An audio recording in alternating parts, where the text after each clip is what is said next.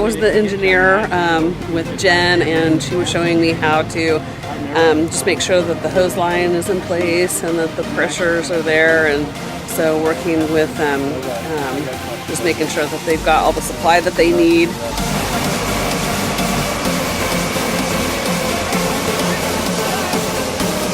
I like the plug man job on the truck. Yeah, it's definitely my favorite.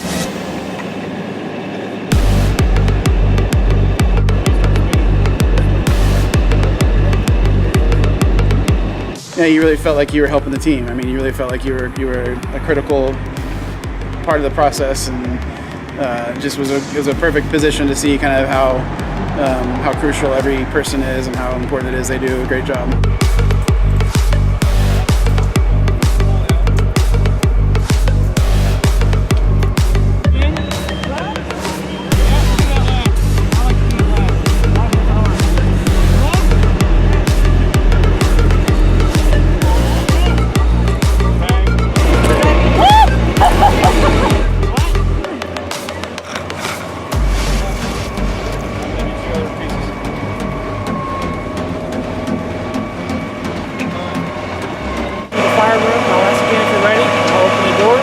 Fall a couple steps in, take a turn to the right, and put the fire out.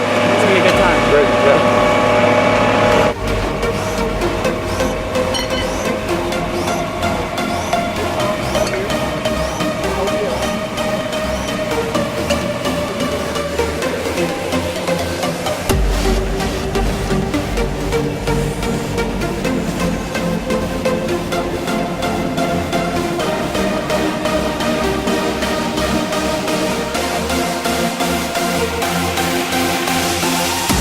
Well, it's a great exercise, and first time I've ever done anything like this, but I was on the nozzle.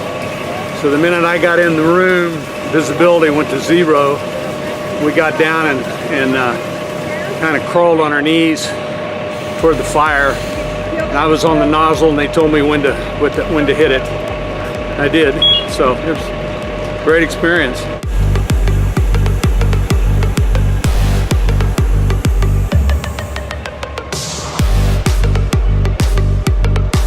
The more graphic part was going into the building with the smoke and having to get down on the ground with a 45-minute air pack on your back and all sorts of bells and whistles and worry about whether the mask is going to stay on tight, and knowing that these are people that technically you supervise, but you're clueless as to what's going on when you're in the smoky room. Mm-hmm. So yeah, that was fun is probably not the right adjective.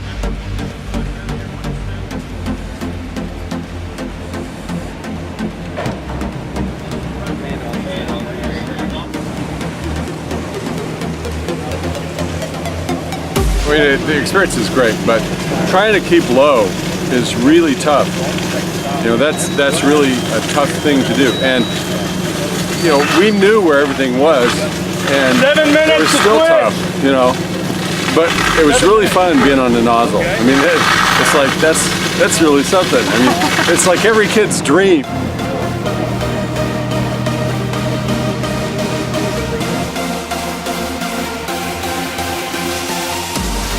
You know, it was interesting to get in there and just feel, in the smallest of fires, feel that heat drop down on top of you so quick. It's a lot of work. My heart was going really fast. I was running out of air, you know, I was sweating. A whole lot more work. You don't realize, and you do really realize when you get in there how important the people are out here. Because that hose is so stiff with water pressure, it can't turn those corners quickly.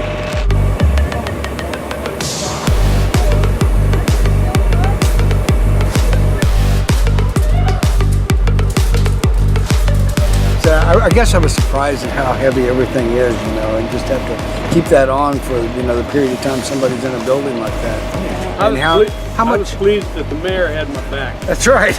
I couldn't see him. Well, you know, we were talking how quick, you know, you can't see. It was just like immediately you stepped inside, it's gone. You know, I'm looking at nothing but smoke, and Larry's a half a foot away from me, and I couldn't see him.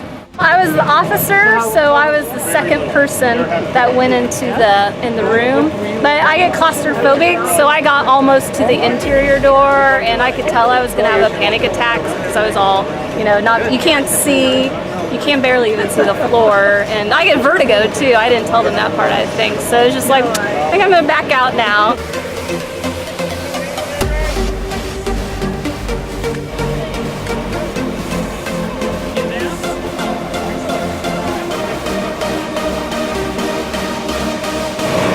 It has been 9 years that we both aged. I know. Take a breath. It was hard. It's hard on the legs. It's very physically taxing. I can now say I've done that, and I add that to my list, and I've picked up garbage, I've filled potholes, but I don't plan on doing any of those things again.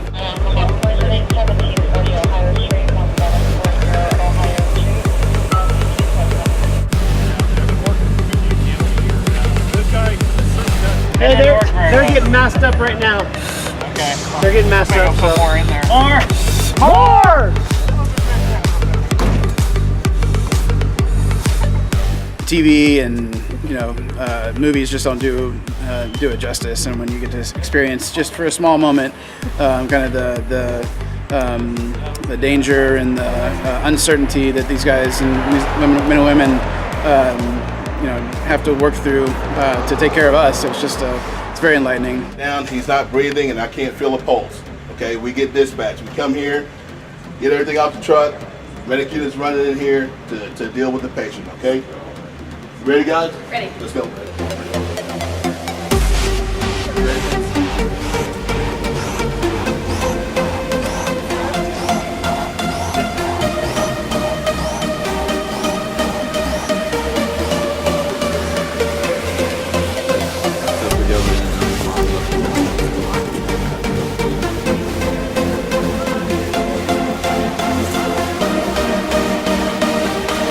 Seeing and doing, to the extent that we're doing it, is eye-opening.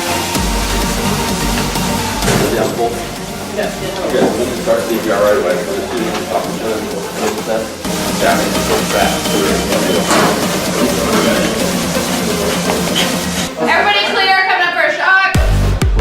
Clear, be shocked. Truck delivered. Go ahead and start the presentation. Gives me a day-to-day feel and minute-to-minute feel of what my son goes through.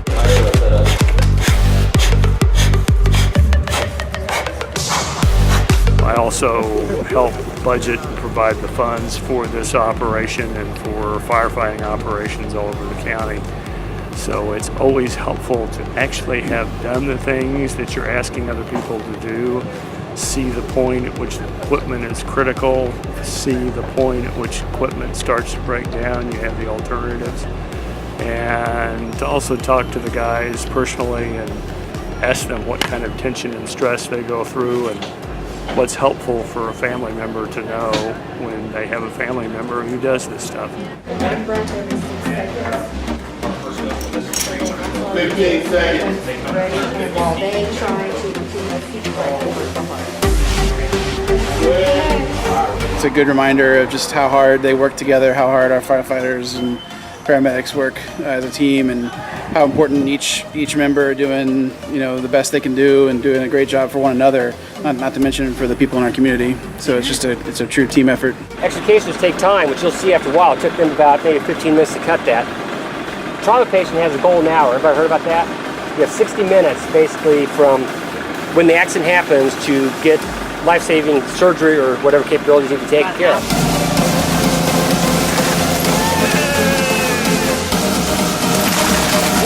It was great. I mean, I've never smashed in a window on a car before either, so that was pretty awesome.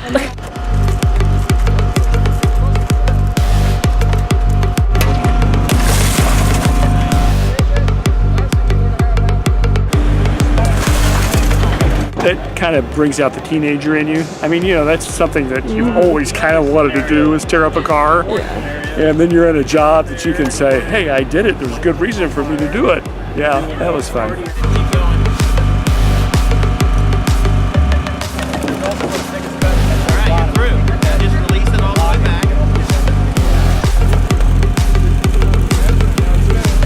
Where we get to try and help people get out of cars that might be smashed in on them somehow. And so we get to use these, it's not called the Jaws of Life, I don't remember what it was called, but the extricators, so you basically disconnect the roof from the body of the car so you can lift the roof off. You have a patient in here, you have one of us, at least one of us in the back. Sometimes you'll have 2 patients. You know, in a minivan, a lot of times there's kids involved, so you'll have multiple people in here taking care of multiple patients.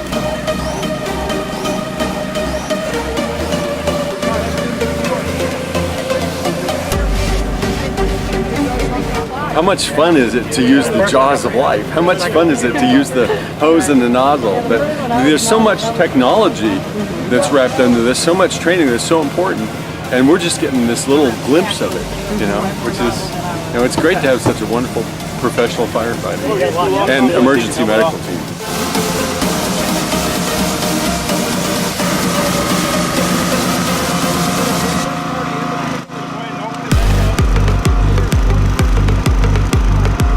Hard and brutal strength that I thought it might need, and I definitely admire the ability of people that are willing to run into those things when I will safely watch the hydrant or something like that. Thermal imaging camera. You guys seen one of these or played with one of these before? Pretty slick. I'll get it warmed up here. So you can kind of see, you're going to see heat signatures through that. So, I mean, you've seen it like on TV and movies. Yep. Okay. That's what you're looking for. So whoever's leading the group is going to have this. You're going to have your 3 little kind of ducklings back behind you spread out, and it's going to be quick. You can look from, just sweep that room, move on to the next one. We're going to have one of you guys utilize a search rope, which is what we do usually in bigger structures. So we'll have somebody tied to that. We'll tie it off to the door. That way it gives you a point of reference. Now you know exactly where the door is. So tie it off, go in. Once you come back out, you pull that rope tight and you can follow it right back out. Somebody will have to lead you out. So with this, it's more of a, you're going to still move in the general direction, right? Like, you can't see what's around that corner right there, right? So we might have to get that right. I can go to this point over here. We can get in closer. You can see it in the door.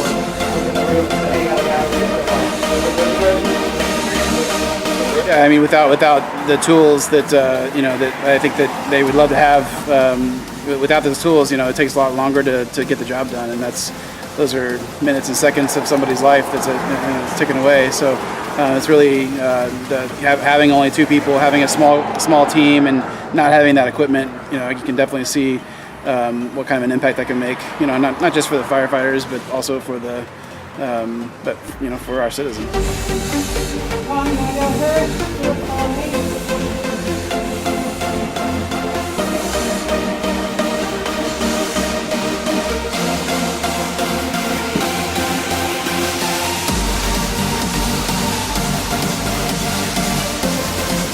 With like 100 pounds of equipment on is what it feels like. Yeah. Oh, I definitely admire what they do. There's a reason I never went into it, because I can't do it.